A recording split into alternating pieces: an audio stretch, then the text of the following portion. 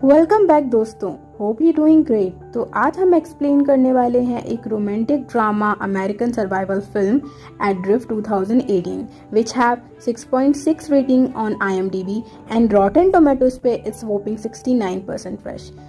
ये film Demi और डैम नाम के किरदार के सच्ची सर्वाइवल कहानी पर है, जिसमें वो कई दिनों तक समंदर में फंसे होने के बावजूद मौत से लड़कर जीत हासिल करते हैं। तो चलिए शुरू करते हैं। कहानी की शुरुआत में हम एक लड़की को यॉर्ट के अंदर देखते हैं जिसमें पानी भरा होता है और तभी वो लड़की बेहोशी से उठती है और होश में आते ही वो यॉर्ट के ऊपर भागती है। यहाँ हम यॉर्ट को पूरी तरह से तबाह और टूटा हुआ देखते हैं। लड़की का नाम होता है डेमी और तभी डेमी रिचर्ड नाम को जोर जोर से पुकारने लगती है और हम यॉर्ट को विशाल समंदरों के बीचों बीच फंसा हुआ देखते हैं, जिसमें मीलों दूर तक देखने पर भी हमें कोई किनारा नजर नहीं आता। और तभी सीन फ्लैशबैक में शिफ्ट होता है और हम डेमी की पास्ट लाइफ को देखते हैं। डेमी कैलिफोर्निया की रहने वाली होती है, जिसने फिलहाल ही अपनी ग्रेजुएशन कंप्लीट की होती है, पर उसका सपना सेलिंग कर दुनिया घूमना होता है, जिस वजह से वो सेलिंग ज्वाइन कर विशाल समंदरों में ट्रैवल करने लगती है। और ऐसे ही सफर के दौरान वो इस बार ताहिती आइलैंड पहुंचती है, जहां उसकी मुलाकात रिचर्ड से होती है। और रिचर्ड का सपना भी डेमी की तरह ही सेलिंग कर दुनिया घूमना होता है। कुछ मुलाकातों के बाद रिचर्ड उसे डिनर पर इनवाइट करता है और डाइनिंग पर डेमी रिचर्ड की आज तक की सारी सेलिंग एडवेंचर की गैलरी वॉल पर देखती है, जिससे डेमी इम्प्रेस होकर उससे उसके एक्सपीरियंस पूछती है, जिस पर रिचर्ड बताता है कि ये जितना मजेदार दिखता है हमेशा उतना होता नहीं है। समंदर में सफर करने पर कुछ दिनों बाद ही स्किन खराब होने लगती है। भूखे रहने के साथ साथ हमेशा गीला रहना पड़ता है। रातों में तूफान की वजह से ठीक से सो भी नहीं सकते, जिसकी वजह से कई बार हेलुसिनेशन भी होना स्टार्ट हो जाते हैं। उस समय क्या सच है और क्या झूठ, इसके बीच में फैसला नहीं कर पाते। साथ ही साथ रिचर्ड बताता है कि बहुत समय तक समंदर में रहने के बाद जब आपको कोई किनारा दिखाई देता है तो ये बिल्कुल नया जन्म लेने जैसा होता है। पर हर बार अपनी जिंदगी दांव पर लगाता है, जिसमें सिर्फ उसका साथ देने के लिए उसकी बोट ही होती है, जो मीलों तक बस उम्मीद के साथ चलती रहती है। और नेक्स्ट डे डेमी भी रिचर्ड के साथ समंदर एक्सप्लोर करने निकल जाती है, जिसमें भी वक्त बिताने के साथ और एक्सप्लोर करने की वजह से इनकी दोस्ती गहरी होने लगती है। और एक दिन रेस्टोरेंट में रिचर्ड को एक प्रोजेक्ट मिलता है, जिसमें उसको एक कपल की यॉट देहाती आइलैंड से सैंटियागो कैलिफोर्निया पहुंचाना होगा, जिसमें वो कपल उसे वापसी की फर्स्ट क्लास की टिकट के साथ साथ इस काम के लिए $10,000 ऑफर करता है। इतना बड़ा ऑफर रिचर्ड के लिए काफी मायने रखता था और इसलिए वो इसे ठुकरा नहीं पाता और उसी समय वो उस कपल से वापसी की 2 टिकट की रिक्वेस्ट करता है और वो कपल उसके लिए भी रेडी हो जाते हैं। दरअसल रिचर्ड डेमी को भी अपने साथ ले जाना चाह रहा होता है, पर डेमी इस ऑफर को ज्यादा पसंद नहीं करती क्योंकि वो सैंटियागो कैलिफोर्निया नहीं जाना चाहती थी, जिस पर रिचर्ड उसे इस डील को कैंसिल करने की बोलता है क्योंकि रिचर्ड डेमी को चाहने लगा था और अब वो उससे अलग भी नहीं होना चाहता था। जिस पर रिचर्ड डेमी को बताता है कि उसने ऑलरेडी अपनी जिंदगी का आधे से ज्यादा सफर अकेले तय किया है, पर अब वो डेमी के साथ इस दुनिया को घूमना चाहता है। रिचर्ड की ये बातें सुनकर डेमी उसके साथ जाने के लिए रेडी हो जाती है और सीन शिफ्ट होता है। और सीन शिफ्ट होने पर हम इन दोनों को उसी यॉट में समंदर के बीचों बीच देख पाते हैं, जो कैलिफोर्निया की ओर 4000 मील के सफर पर निकल जाते हैं। और उसी रात डिनर के वक्त रिचर्ड डेमी को शादी के लिए प्रपोज करता है। साथ ही साथ डेमी को अपने हाथों से बनाई गई रिंग को गिफ्ट करता है, जिस पर डेमी भी हाँ बोल देती है। अगली सुबह जब दोनों यॉर्क के ऊपर होते हैं, तभी एक बर्ड उड़ता हुआ यॉर्क पर आ जाता है, जिस पर उन्हें कुछ समझ नहीं आता कि ये पक्षी इतनी दूर आया कैसे, क्योंकि आसपास कोई किनारा नहीं होता। इस पर रिचर्ड डेमी को बोलता है कि शायद ये हवा की दिशा में उड़ता हुआ उनके पास पहुंच गया है, जिस पर डेमी टेंशन में आ जाती है और रिचर्ड उसी रात रेडियो पर कांटेक्ट कर समंदर की कंडीशन को पूछने की कोशिश करता है और उसे जल्दी ही पता चलता है कि जिस रास्ते पर वो लोग हैं उस पर बहुत ही जल्द बहुत बड़ा तूफान आने वाला है, जिस पर डेमी रिचर्ड को अपना रास्ता तूफान के दौरान बदलने की सलाह देती है, जिस पर रिचर्ड सहमत होकर बोट की डायरेक्शन बदल देता है। पर रात होते ही बहुत तेज तूफान उनकी यॉट से टकराता है और हम बहुत ही बड़ी बड़ी लहरें उनकी ओर आते हुए देख पाते हैं, जिस पर रिचर्ड डेमी को यॉर्क के अंदर जाने की खुद यॉर्क संभालने की सलाह देता है। और डेमी के अंदर जाते ही हम बहुत बड़ी लहर को यॉर्क से टकराते हुए देखते हैं। इसके साथ ही रिचर्ड समुद्र में डूब जाता है और यॉर्क में पानी बढ़ जाता है। और अगली सुबह हम डेमी को बेहोश हालत में देखते हैं और वो होश आते ही यॉर्क के ऊपर आती है और रिचर्ड को पुकारने लगती है। और ये मूवी का वही स्टार्टिंग सीन होता है। रिचर्ड के ना मिलने पर वो दूरबीन से हर दिशा में रिचर्ड को ढूंढने लगती है।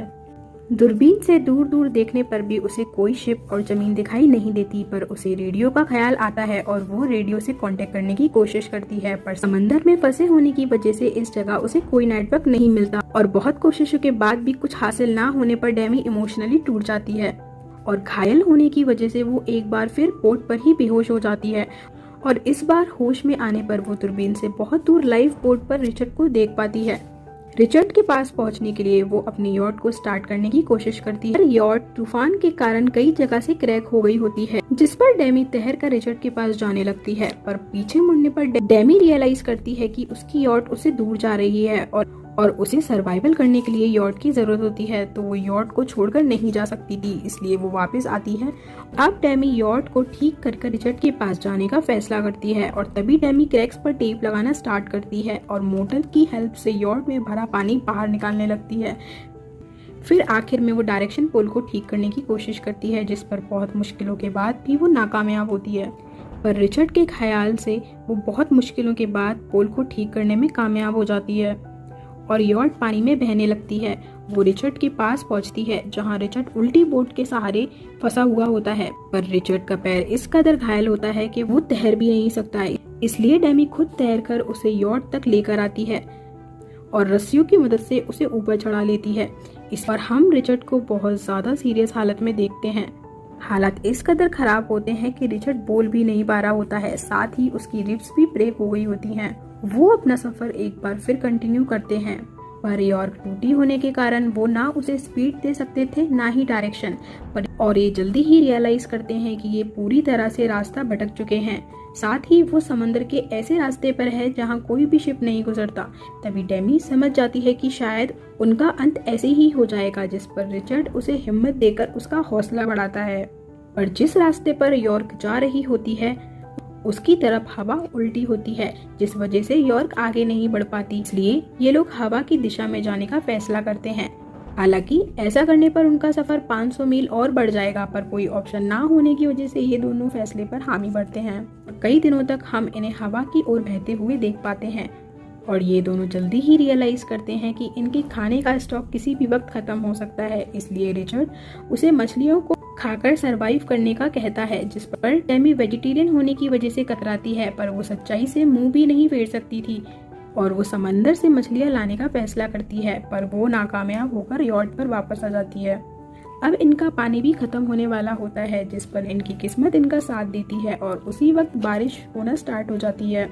इस पर बहुत दिनों बाद ये ठीक से पानी पीते हैं और स्टोर भी कर लेते हैं और इसी तरह सरवाइव करते करते इनको 29 दिन पूरे हो जाते हैं और ये अभी भी किसी भी किनारे पर नहीं पहुंचे होते हैं। साथ ही खाना और पानी की कमी के साथ साथ ये काफी कमजोर हो जाते हैं और उसी रात इनकी यॉर्क के आगे एक बहुत बड़ा शिप पास होता है, पर उनकी बचने की उम्मीद को आशा मिलती है। एमी उन्हें चिल्ला चिल्ला कर पुकारती है, साथ ही फ्लेयर गन चलाकर उनको इंडिकेट करने की भी कोशिश करती है, पर वो नाकामयाब रहती है और कुछ ही देर में वो शिप अंधेरे समंदर में गुम हो जाता है और उसकी वो उम्मीद भी टूट जाती है।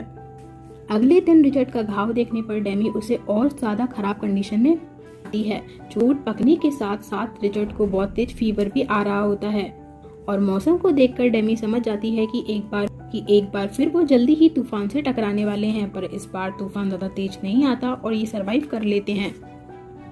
पर फंसे होने की वजह से इन दोनों की हालत ऑलरेडी खराब होती है। उस रात वो दोनों अपनी अपनी लाइफ की जर्नी एक दूसरे से शेयर करते हैं, साथ ही वो एक दूसरे से कितना प्यार करते हैं ये जाहिर करते हैं। डेमी अपने पिता का जिक्र कर बताती है कि वो अपने पिता से बहुत प्यार करती थी, पर उसके पिता भी उसे 10 साल की उम्र में छोड़कर चले गए। अब हम अगली सुबह होते हुए देखते हैं, जहाँ रिचर्ड डेमी को उठाने की कोशिश कर रहा होता है और दोस्तों यहाँ हम होते हैं असली सच्चाई से रूबरू। दरअसल रिचर्ड डेमी के साथ कभी होता ही नहीं है, वो तो उसी दिन डूब गया होता है जिस दिन वो पहले तूफान से टकराए थे और तब से रिचर्ड के साथ यॉट पर हर पल सिर्फ डेमी की कल्पना होती है।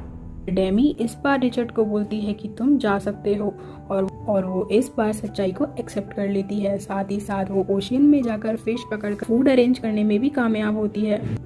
अब हम डेमी को देखते हैं। उसे अब 41 दिन हो गए होते हैं। वो जीने की उम्मीद छोड़ चुकी होती है और तभी उसकी यॉर्क की ओर एक पक्षी उड़ता हुआ दिखाई देता है और डेमी तुरंत समझ जाती है कि किनारा कहीं आसपास ही है और इस बार दूरबीन से देखने पर उसे एक किनारा दिखाई देता है। साथ ही उसे थोड़ी ही दूर एक यॉर्क दिखाई देती है जिसकी ओर वो फ्लेयर गन चलाती है और लकीली इस बार वो बोट डेमी को देख लेती है, जिस पर वो यॉर्क उसके पास आकर खाना और पानी देती है। साथ ही उसकी शिप को अपनी बोट से बांधकर किनारे तक ले आती है।